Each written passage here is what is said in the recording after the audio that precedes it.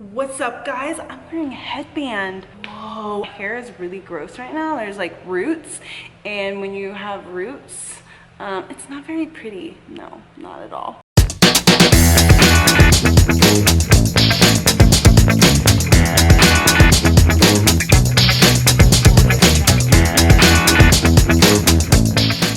Alright, lovely YouTubers, we are going to be talking about HIIT cardio. Probably asking yourself, Jen, how can HIIT cardio be better than what I do on the treadmill or the elliptical? How can that be any better? So what makes HIIT cardio better than traditional cardio? First of all, the way you perform HIIT cardio. HIIT cardio is done in interval training. So this means you're going at the max sprint speed, whatever you can handle.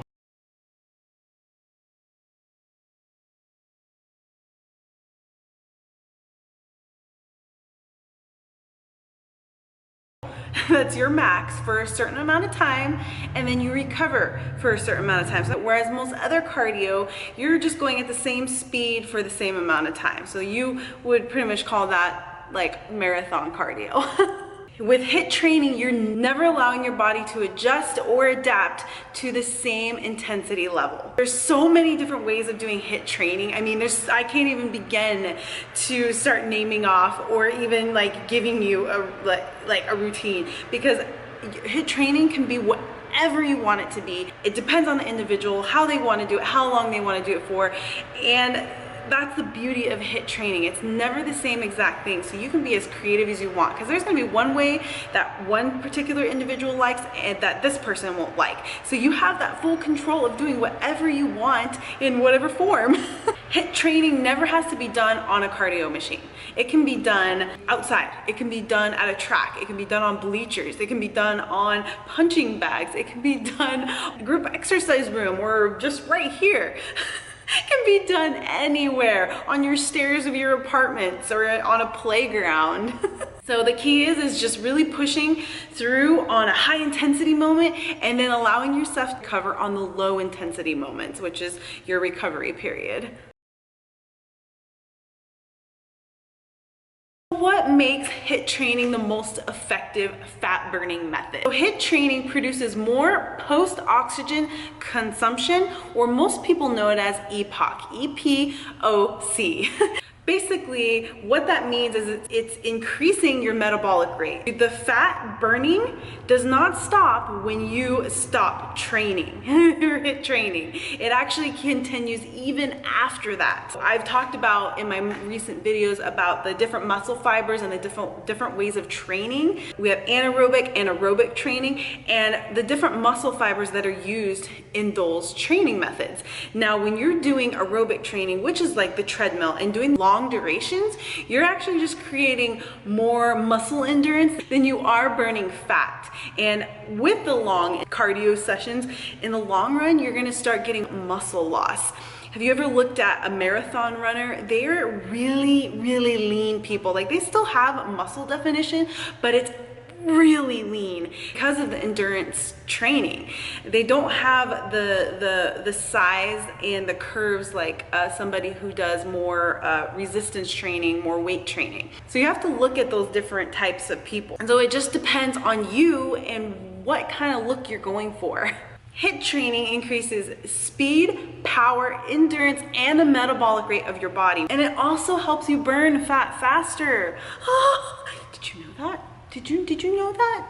I've been doing HIIT training now for probably the past 2 or 3 years, and I found it the best way to help me maintain muscle and even build muscle over the period of years.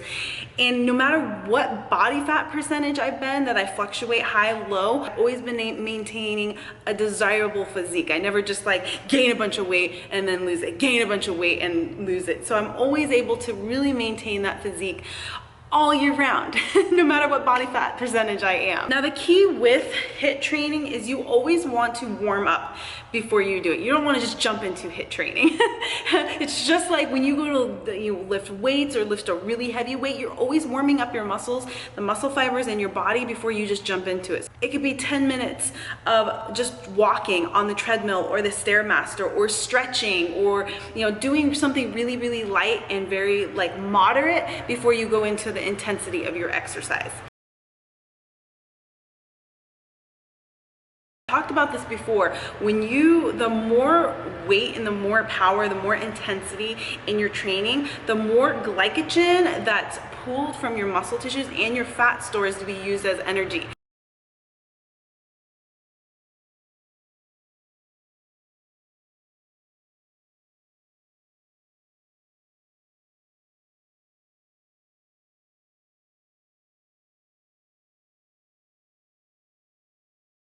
So when you think about when you're doing HIIT training in a cardio form, those powerful movements, you're burning way more calories than a long session of cardio. And that's because of that, because HIIT training is a form of anaerobic training, of lifting, of resistance training. You're getting your resistance training at the same time you're getting cardio. And so you're able to maintain curves and muscles, and you don't plateau, you don't get bored. Great example. Now this is an example, it's not a true number. I'm just giving you an example to help you understand and visualize what I'm talking about. When you have somebody who does an hour of cardio, let's say they burn 300 calories. Just doing an hour of cardio, just the same pace, no change in intensity, they burn 300 calories. And they're like, yeah, I feel good. Long run, they are just, they end up burning muscle tissue because most likely their diet's very restricted. Then you have this person over here who decides, I want to burn 300 calories, but they do it in 15, 18, 20 minutes. Because they did HIIT training, they did a high intensity, their high intensity for 60 seconds, then they rested for 60 seconds. And they did this back and forth for 15, 20 minutes, and they burned the same amount of calories that hour per hour cardio person did. So it's just an example, but that's pretty much how HIIT cardio works compared to traditional long endurance cardio. The person who's doing HIIT training is going to have more muscle and more of a curvy look than the person who does long amounts of cardio. So for those of you that really do want to keep your curves, you do want to lower that body fat percentage but maintain muscle, HIIT is going to be the way to go. And like I said, I've been doing HIIT for the last, oh my gosh, 3 years now, and I just keep learning new ways and new methods, and I don't get bored, I don't plateau, and it's just, HIIT training is awesome. Doing HIIT sessions 2 to 3 times a week is where you want to start, and that's really all you have to do. And you've trained your mind to think that you have to do cardio every single day, and you have to do that same 30, 40 hour of cardio every single day, and you have to burn that same amount of calories every single day. You don't have to. You have to retrain your mind. It's going to be really hard for you to kind of grasp it and change from that in the beginning, but you can do it. It's just a matter of shifting what you're doing to something else and just creating a new habit, creating a new routine, and establishing that. But the nice thing about HIIT cardio is you can do something different all the time. You don't have to go in, oh, I have to do that hour of cardio, I don't want to do it. Whereas this HIIT cardio, you're like, dude, what am I gonna do today? I have so many options. You're gonna get the results that you want from it. Enjoy this next HIIT routine, try it out, let me know what you think of it, and if you have any ideas, please share. Please like it, subscribe, share it. Thanks for tuning in, you guys. I hope you enjoy this next clip. Get ready to sweat. Sweat, sweat, sweat, sweat. Get ready to sweat.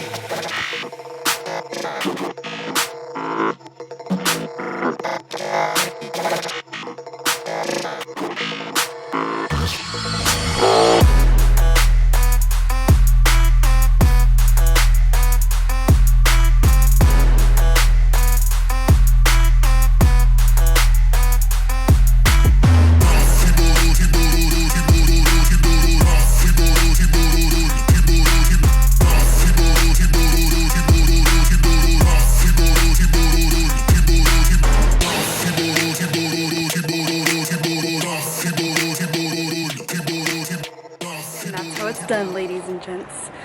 That's how it's done.